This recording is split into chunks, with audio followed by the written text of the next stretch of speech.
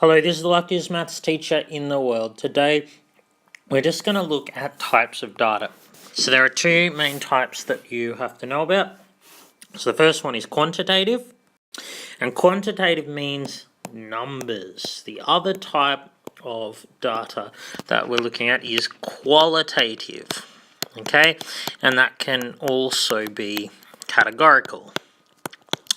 So, the way I want you to understand it is like this. So imagine you're on a date and you're getting to know some beautiful young girl and you're asking her questions.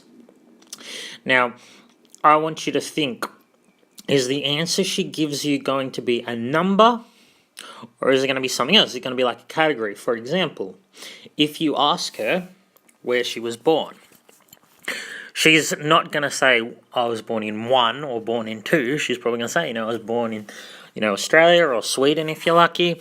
So that would be qualitative data. It's not numbers. So e.g. country of birth, if I get data about someone's country of birth or where they were born, that's qualitative data because it's not numbers.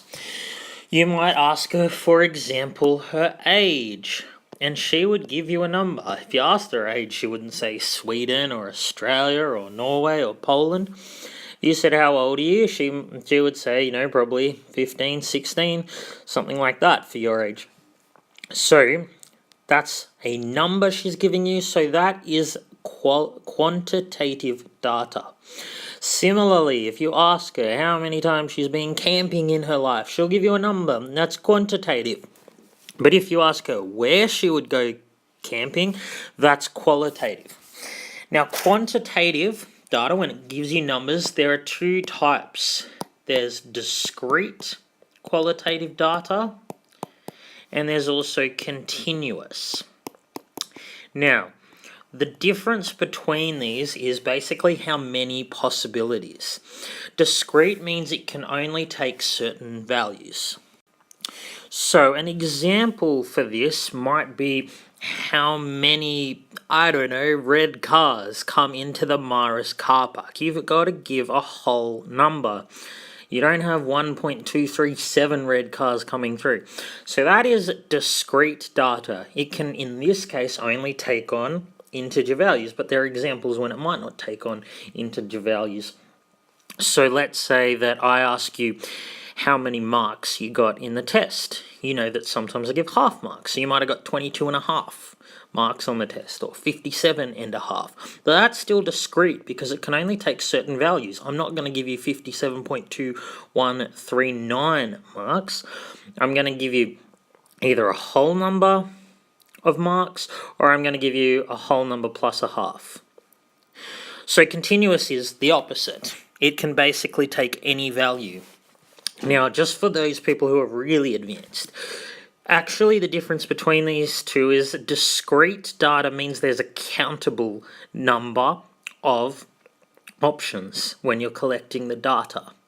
So countable means you can say this is option 1 that it could be, this is option 2 it could be, this is option 3 it could be, whereas it's not true for continuous. So let's look at the example of, say, collecting someone's height. Now this is technically continuous data. The reason is because your height could be 157 centimeters, but it could be 157.001 centimeters or 157.2936514 centimeters. It isn't limited to certain values. There aren't jumps in the values that it can take. It could take any number of values between 157 centimeters and 158 centimeters. It could take any value between 158 and 159. They would all be valid heights. So your height is continuous. But the confusing thing is, if I round your height, if I take your height but only to the nearest centimeters, then it becomes discrete.